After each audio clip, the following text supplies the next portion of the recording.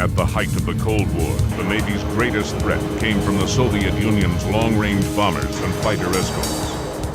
The F-14 Tomcat, with its Phoenix missile, stood as the first line of defense. Today, its legacy continues as defender of the fleet.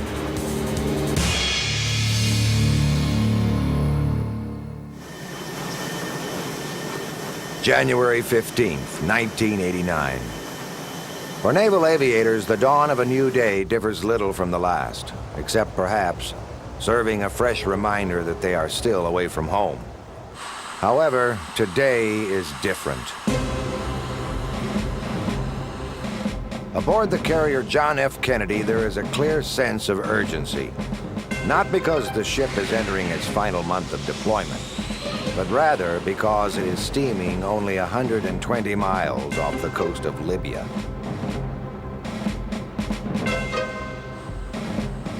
Such a passage is not a territorial violation. However, Colonel Gaddafi had made it clear that it would be met with aggression. Gaddafi had said this before. And as Tomcat pilots depart the ship, they have no idea that this time he means it.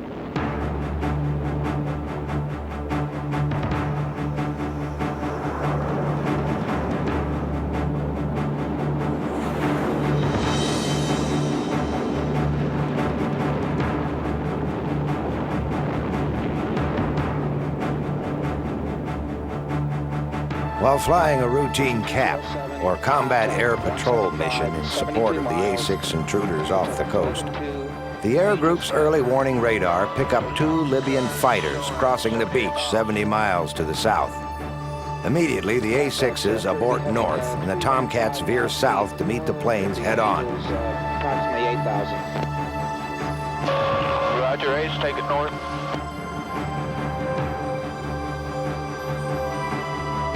.207, 61 miles now, bearing 180. Angels 8, heading 330. It had been the experience of 6th Fleet Battle Group commanders that when a curious Libyan fighter gets painted by a Tomcat's radar, it decides to turn back. This time they do not. Okay, bogies appear to be coming, jinking to the right now, heading north. Speed 430, Angels 5,000 now into descent. Okay, let's take her down now. We're going down. Okay. As the Libyan fighters maintain a collision course, both Tomcats plunge downward. In a dogfight, it is best to be looking up at your adversary so that the surface of the water does not interfere with your radar.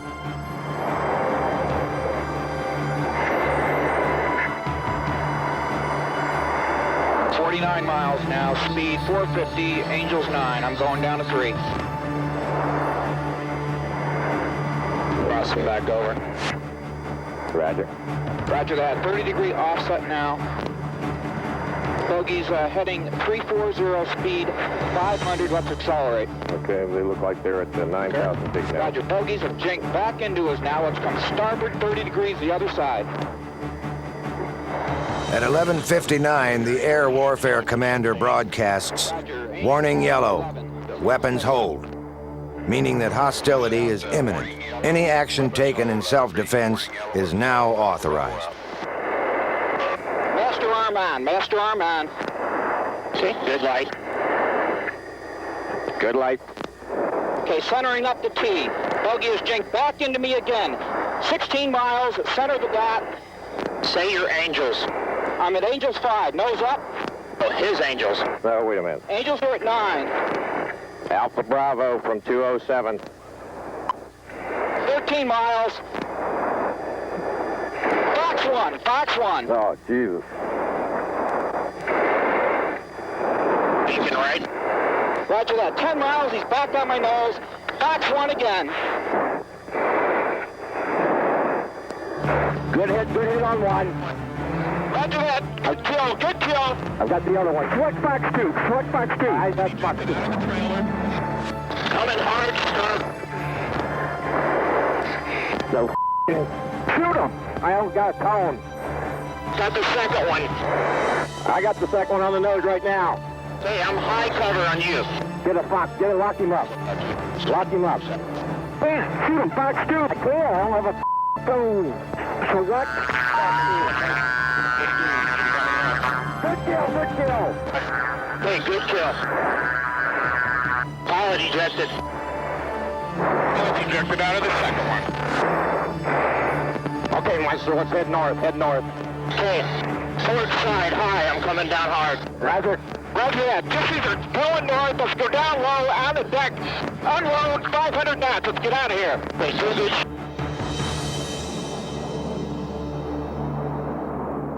After the downing of the 2 Libyan jets, Colonel Gaddafi charged America with unprovoked aggression. He claimed that his jets acted peaceably and were unarmed. The U.S. then made its case to the Security Council, producing enlarged photographs from F-14 cockpit video.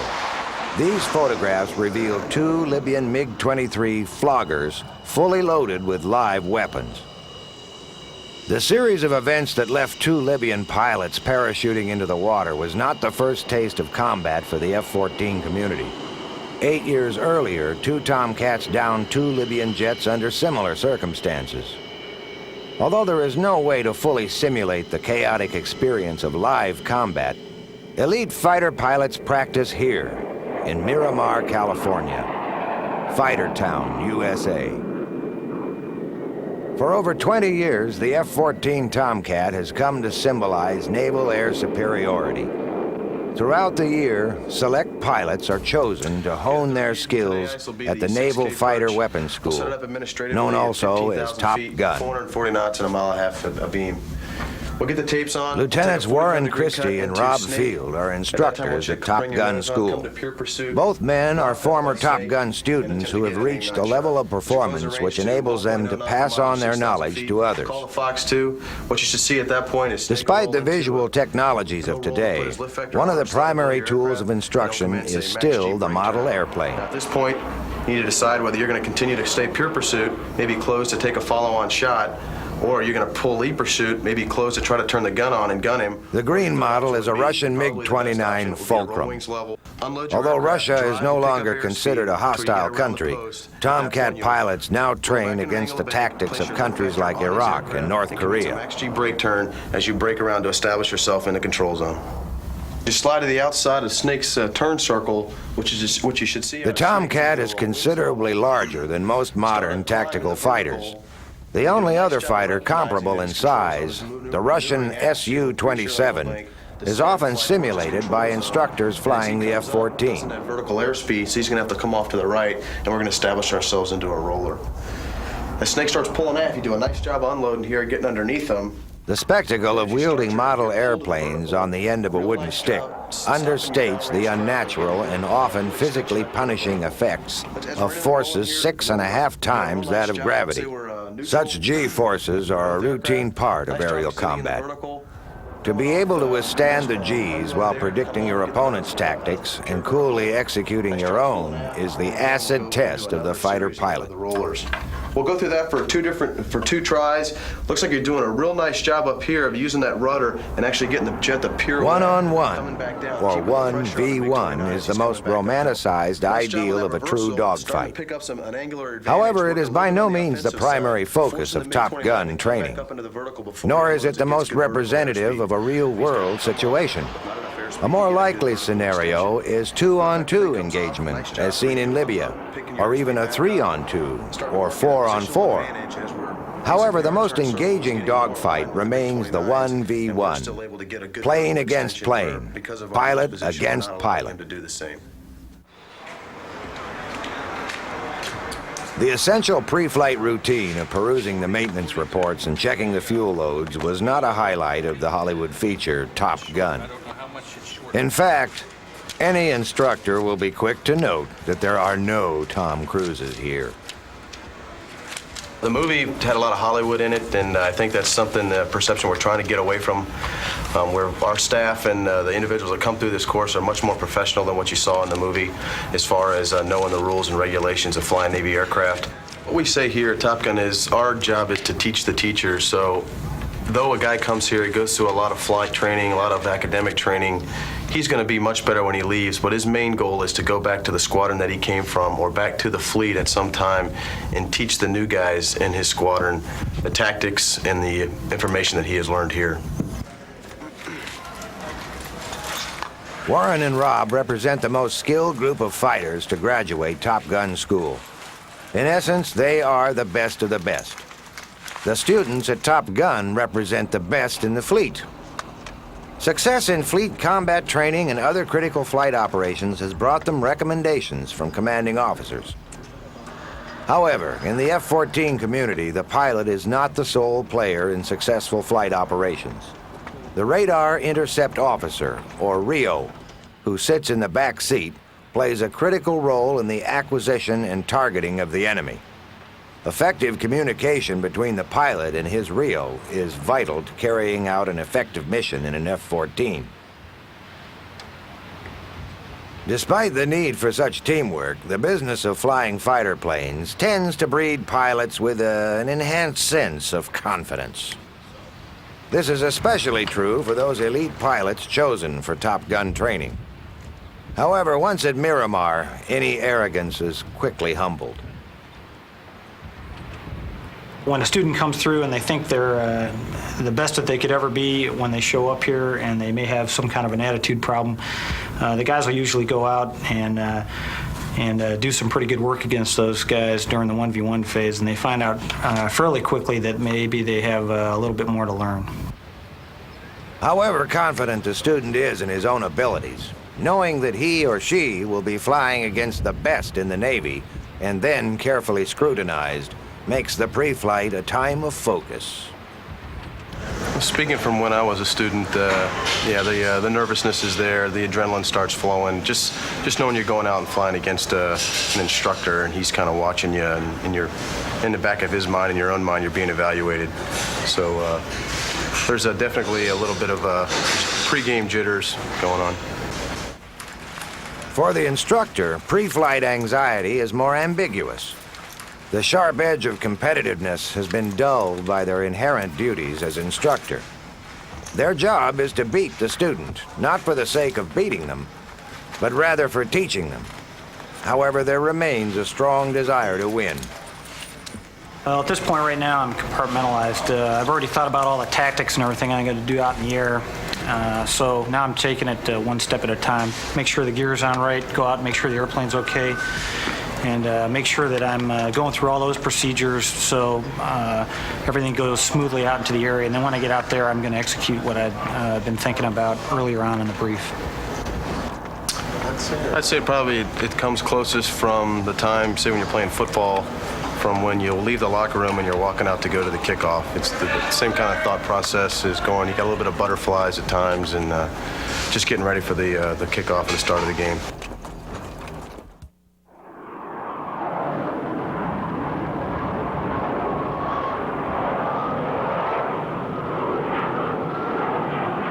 Once in the air, the F-14 pilot has one distinct advantage that very few other fighter pilots in the world enjoy: the ability to have the wings of his plane sweep or change angle in relation to the fuselage.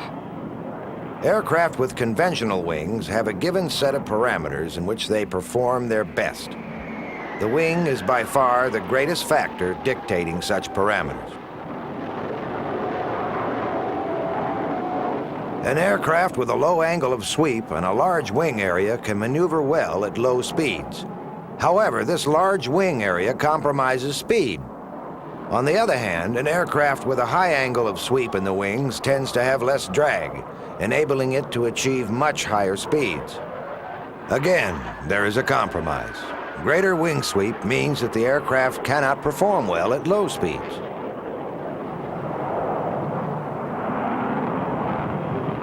For a Navy aircraft, good low-speed handling is essential for one reason. The naval aviator must be able to operate on and off a carrier. With the difference between success and disaster measured in feet and inches, the pilot's only savior is good low-speed handling.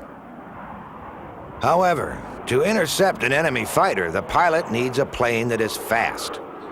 The F-14 pilot enjoys the best of both possible designs. The Tomcat is the only operational plane in the world which features an automatically sweeping wing that can undergo high G-forces, while sweeping fast enough to keep up with the ever-changing demands of aerial combat. The Tomcat crew can put their plane through an intense series of aerial combat maneuvers without any concern about wing sweep, because they know that a computer is continually providing the optimum wing position. Although wing sweep can be controlled manually, most fleet aircrews conduct combat exercises with their wing sweep control button in the automatic position. Many instructors and students at Top Gun School now fly the F-18 Hornet. The Tomcat's advantage over the Hornet is its sheer speed and ability to locate and destroy its adversary at long range. The Hornet's advantage lies in its smaller size and greater maneuverability.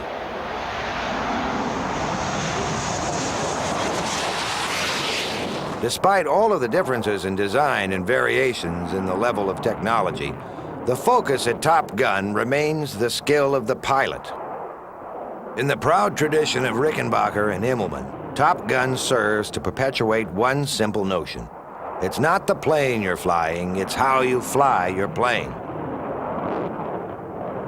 We used to fly A4s here, a very unsophisticated airplane, actually designed back in the 1950s. And before guys got proficient in flying their own aircraft, the A4 was a very difficult adversary, and it was because it was in the hands of very well-trained individuals. Time and time again, it comes down to, it's not so much the machine the guy's in, it's the guy sitting in the cockpit. And if he is knowledgeable and he has good hands, we say, then even though he may be in an older aircraft or something with not as advanced technology, if he's a good performer within that airplane, then he will come out on top. Another way pilots train for real-world situations is the simulator. Hey, we're here at the instructor's console, and we're going to run a crew through a syllabus hop right now. We're sitting on the aircraft carrier, and we're going to launch them off, go do an intercept, and do a little strafe on a ship in an airfield, and then we'll do an intercept and then back to the boat. Let's go ahead and let's launch them. Pay your attention. Something over your sleeve. In the simulator, every attempt is made to recreate deck activity. Even the catapult officer with the yellow shirt has a role in this computer. Although it may seem like a frivolous detail, aligning the nose wheel with the catapult box must be done quickly and with precision.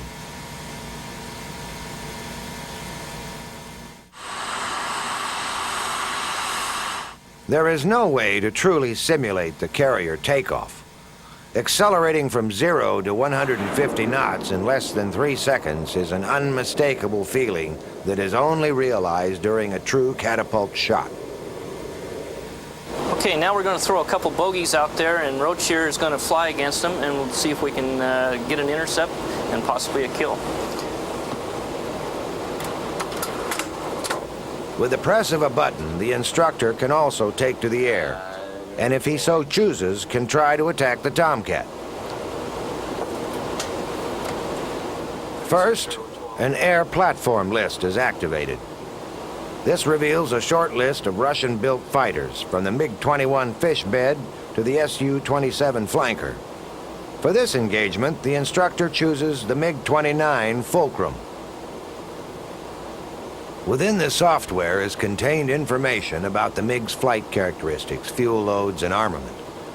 When the air platform is activated, the MiG summary switches to a tactical display screen. Now the location of the two aircraft can be monitored. The two pilots are already on a collision course. The instructor's only cues are the simulated heads-up display in front of him and the tactical grid to his right. Simulator instructors are Tomcat pilots, privy to the tactics employed by the trainees sitting in the other room. Every time the trainee makes turns to gain a tactical advantage, the instructor counters with a turn of his own. Yeah, inside 10, On a large screen in the center of the console is the heads-up display seen by the trainee sitting in the simulated cockpit. With this point of view, the trainee can acquire important location and targeting information while still looking at his horizon reference. 12 miles. As the instructor turns back into the trainee, he too checks his heads-up display for targeting information. Both planes are now closing at over 1,000 miles per hour. Whether simulated or real, the longest period of aerial combat is the time leading up to the point when the planes are within missile range of one another. Once they're within range, events unfold rapidly. The outcome is usually decided in a matter of seconds.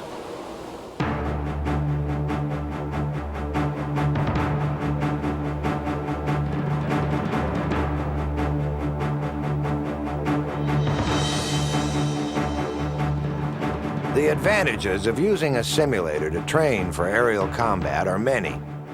There is no danger of entering a fatal spin, aircraft maintenance is unnecessary, and fuel is not burned. However, the tactics employed are the same.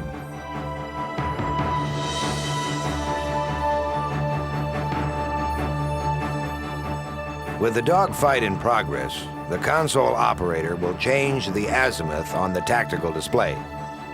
Now he has a three-dimensional view of the chase. The lines protruding down from the planes give the instructors an indication of the true distance between them.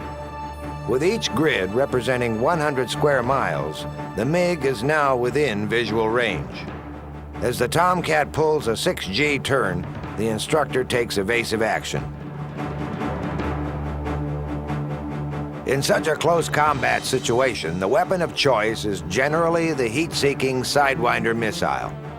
However, by unleashing a stream of 20mm cannon fire, the trainee is attempting a more traditional style of attack.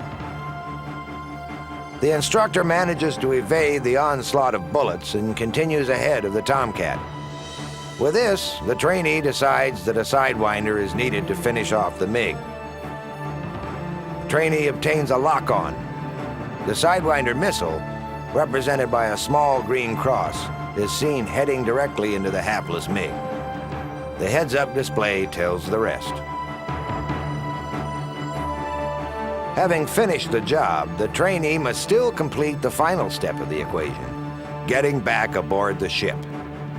Most pilots agree that this can be even more difficult than the dogfight itself.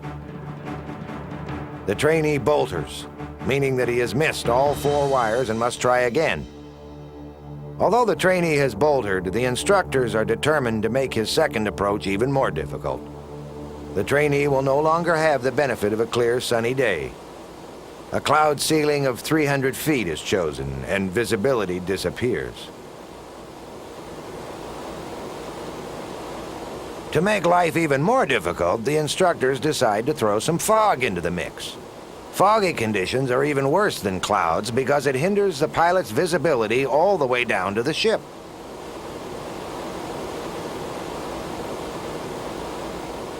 To add still further to the trainee's predicament, the instructors decide to add lightning and rain. Now the trainee must land the plane in a full-blown thunderstorm.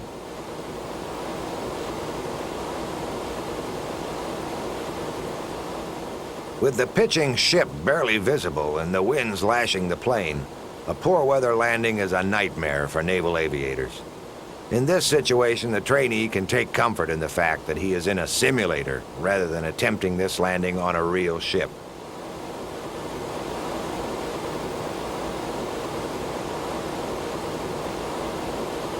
Coming back to the ship and being able to trap aboard a ship in not optimum weather is an incredible rush. You work and you concentrate so hard while you're doing it, you don't realize what's going on around you until finally you come to a stop and you're just happy. And sometimes you get out, your knees are shaky, and your RO is sweating just as hard as you.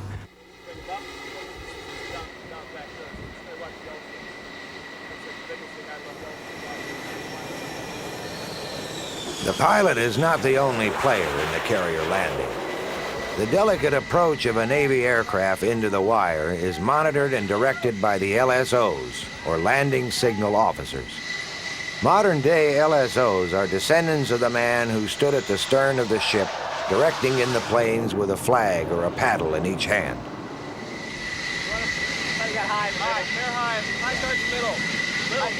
The LSO is a veteran pilot who has proven to excel in the delicate art of carrier landings. He has seen thousands of landings and he knows what to look for. Each approach and landing is graded, and pilots are often critiqued later. Just be aware of the drift rate you set up for him or he sets up for himself, and be ready for a quick come left or level your wings. Come left even better. On the LSO platforms of the modern carrier, the paddle has been replaced by the pickle. The pickle is a switch held in the right hand of one of the LSOs, and it is used to tell the pilot to abort the landing. The landing signal officer must have incredible vision. Many LSOs are capable of spotting a mere 5-foot glide path diversion from a half a mile away.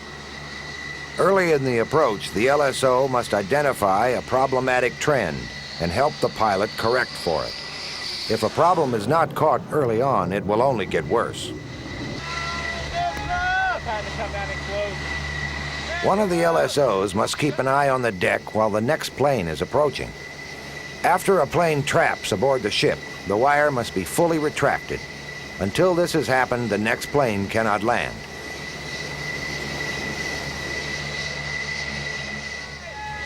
With one man watching the deck and the other directing the incoming plane, communication and timing are crucial. If the wire is not fully retracted, it will snag the plane with disastrous results. A decision must be made.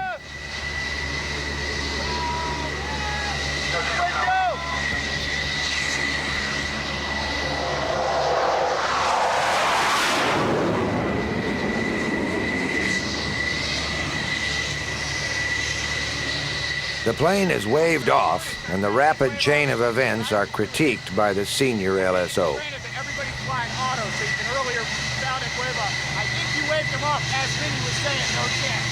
Real good, because he's working off that high, back on the power, to get you time to score. So increase your, input when you use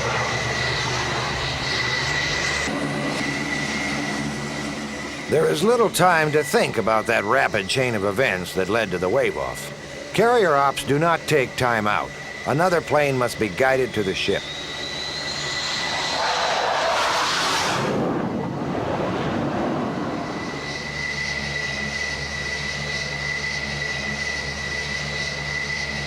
One level below the flight deck is the man very interested in the activity going on above. This is Commander Mike Galpin, the CO of Fighter Squadron 213. Because of his interest in powerlifting, his squadron affectionately refers to him as Flex. A former Top Gun instructor, Flex is now the commanding officer of the only fighter squadron aboard the USS Lincoln. Well, it is the best job in the Navy. With it comes, a lot of privileges. All the kids obviously look up to you, and I'm not just talking my air crew, you're talking to 300 the kids that work for me, and I call them kids, that's really what they are. I don't have any children of my own because I have 300 enlisted and 38 officers. But the responsibility is very weighty. In other words, there's, when the stuff hits the proverbial fan, the phone call comes to you and you have to answer it. And you have to explain why an aircrew did something or why something didn't go as advertised. But when you weigh privileges versus responsibilities, it's still the best job. It's still the best job around.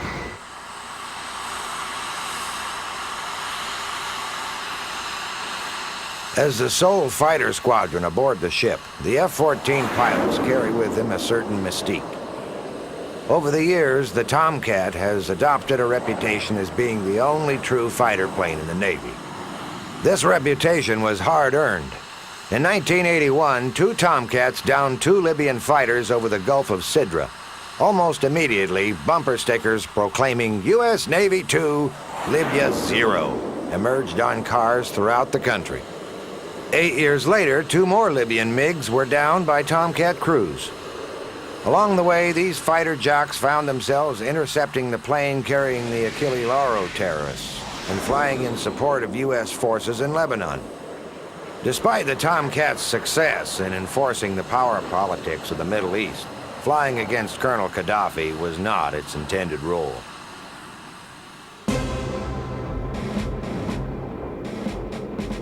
At the height of the Cold War, the greatest threat to the U.S. Navy came from the Soviet Union's long-range bomber force. Most notably, the Tu-95 Bear. Capable of flying at extremely long range, these bombers were equipped with large anti-ship missiles which could be fired at targets from a great distance.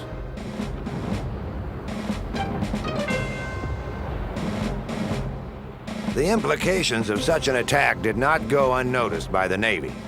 The mighty carrier was clearly vulnerable. Enter the Phoenix missile.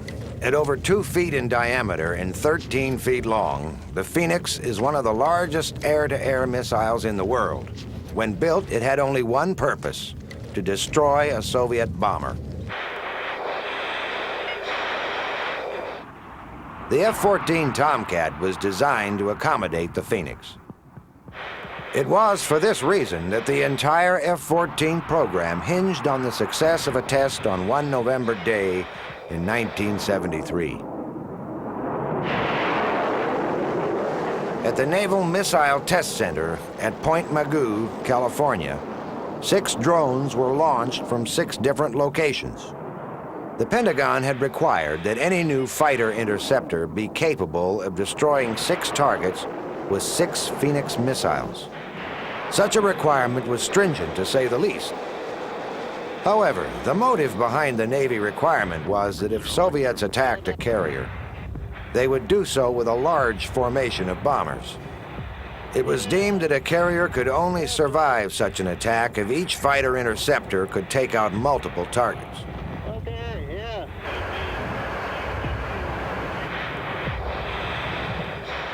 The Phoenix missile can operate in several modes. In a short-range situation, it becomes an active homing missile, utilizing a small radar for guidance. Either an impact or a proximity fuse are used to detonate the warhead. The missile also has a launch and leave capability. In a long-range situation, the missile fires off the launcher, ignites the rocket motor, then climbs to over 80,000 feet. When it reaches this point, it is flying at over 4 times the speed of sound. At this altitude, the rocket motor burns out and the missile operates off its own momentum. Now the missile uses its momentum to plunge downward and make any last-minute maneuvers as it closes on its target.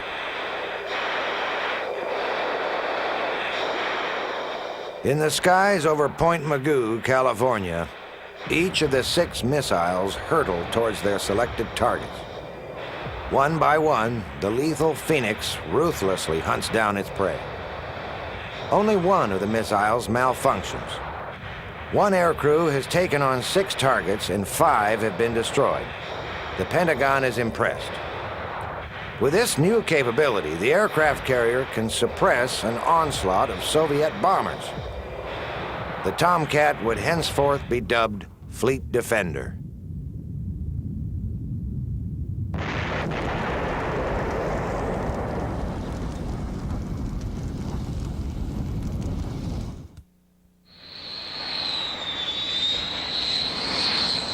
The job of defending the fleet holds special responsibility. Unlike attack aircraft whose missions are orchestrated around planned assaults, the interceptor must always be ready for the unexpected visitor. Tonight we're working a maritime air supporting mission. Our threat is going to be the MiG-29 simulated with the Tomcat out there tonight. We're working 2-2 and gun simulated loadout, the 10 Alpha, the Archer, and the gun. We got avionics. Off the coast of San Diego, the men and women of Fighter Squadron 213 continue to prepare for any threat posed to the battle group. The squadron is currently involved in a phase of workups aboard the USS Abraham Lincoln. This workup phase gives the entire air wing a chance to work together in preparation for their 6-month cruise. During this phase, the Tomcat squadron is engaged in a variety of exercises to enhance readiness. As part of this training, they will fire live ordnance. Manning will be on the right wing.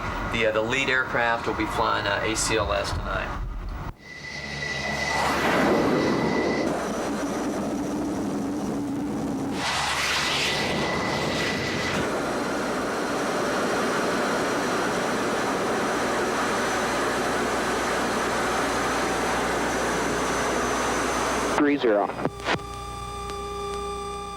Off the coast of Southern California is a naval missile range that is used for live weapons training.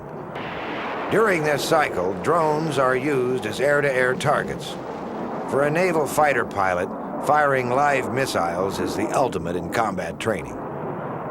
You see this huge $1 million missile fly up in front of your nose, and it's the bottle rocket of the century.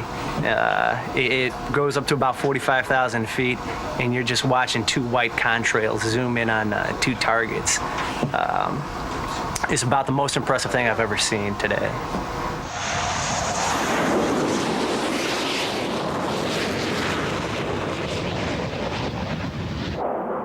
Missiles are not the only weapons available to the Tomcat crew. Old-fashioned gunnery is still a common practice. Once in a while, we either shoot air-to-air with our guns, which it was designed to do, or also air-to-ground with the gun strafing, and both are, again, an incredible rush. Air-to-air, once in a while, we'll practice with a banner, and you'll have tracers every so many rounds, and fire at about 6,000 rounds per minute, and you score your hits on the banner and try and get your maximum hits at that. Gun it's just like in the movie, seeing the tracers fire out in front of you. Air to ground, usually over in the desert or on a target that is trailed behind the ship here. We also do that, and the gun is a blast, at least for a pilot. That's the ultimate way to, in my book, to get a kill. Using the 20mm cannon to attack targets on the ground may seem like an unusual way for a fighter pilot to be spending his time. The use of cannon and bombs have allowed the Tomcat crews to adopt the multi-mission role that is so important in the austere physical environment of the 90s.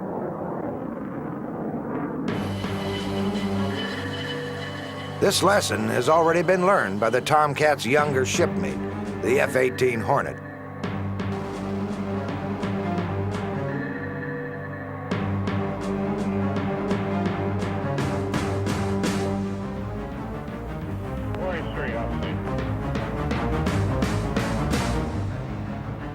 Since the mid-'80s, the Hornet has assumed the mantle as the most advanced multi-mission plane on the carrier. The intended role of the Hornet is to fight its way into the target, attack the target, then fight its way out.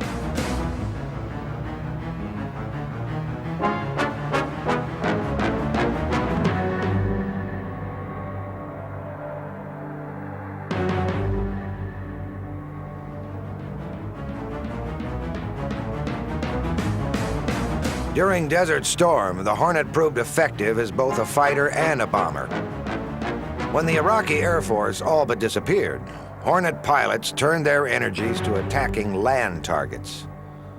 Watching their shipmates get most of the action, the Tomcat crews were forced to take a fresh look at their ground attack capabilities. I think for the most part, again, in the early 80s, before the air-to-ground mission came about, we were strictly fighter, and we knew we were the early game in town. Well, as the Hornet kind of came online, and particularly with the Hornet's success throughout Desert Storm, that multi-mission aircraft really came into to be state-of-the-art. And now, with downsizing being what it is, we need aircrafts that can both perform the bombing mission or the air-to-air mission. So the Tomcat guys were getting a little slow out the shocks, but ultimately now we do carry the majority of air-to-ground ordnance, and so that we're also multi-mission as well. So I guess we view ourselves as fighter guys. Let's say big F, little a. Fighter guys first, and little a for little attack. Where I think most of the Hornet squadrons view themselves as little F, big A.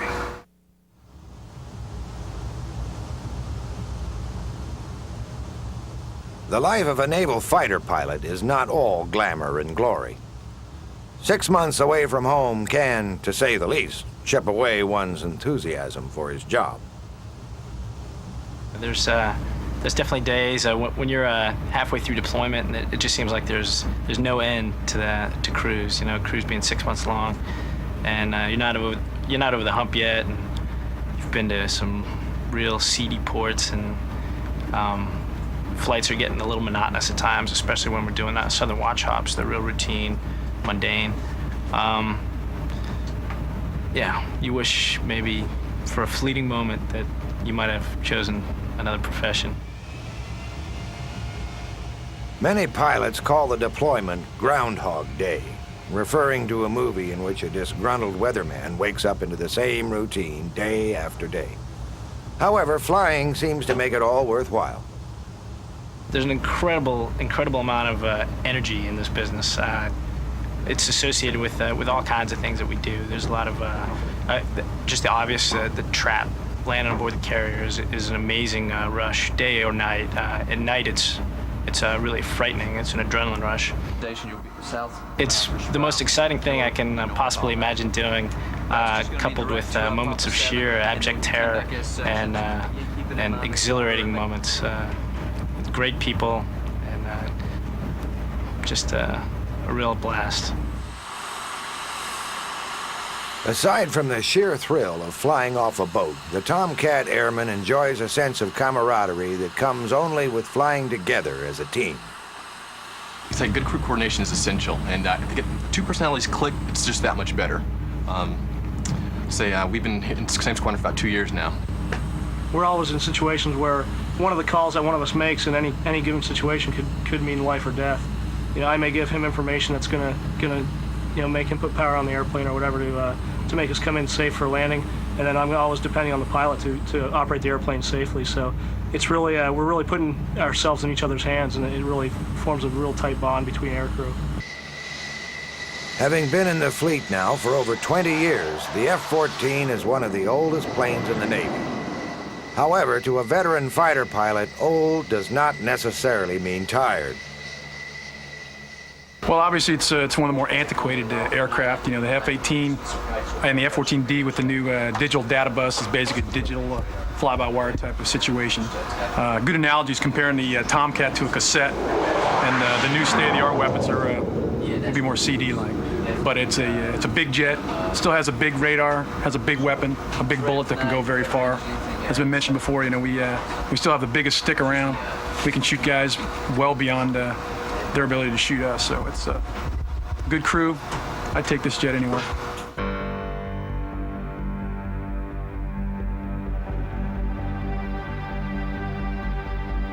Aboard the USS Lincoln, an intense week of training is coming to an end. The carrier will now return to San Diego so that final preparations can be made for the cruise. For the men and women of the Lincoln, the upcoming deployment is filled with uncertainty. Perhaps they will be called upon to enforce a trade embargo or a no-fly zone. The events of the next 6 months cannot be predicted. However, what is certain is that a pilot and his Rio will be keeping an eye on the horizon.